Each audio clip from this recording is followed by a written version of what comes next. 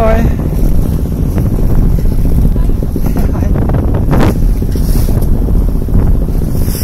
Så er vi ved at stævne ind til Vorså. Vores sommerferie er ved at være slut. Det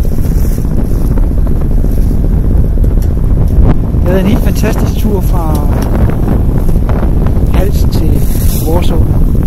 Vinden har været perfekt, og vi har bare sejlet for sejlet hele vejen og skudt i en fart af mellem 5 og 6,5 knob hele vejen.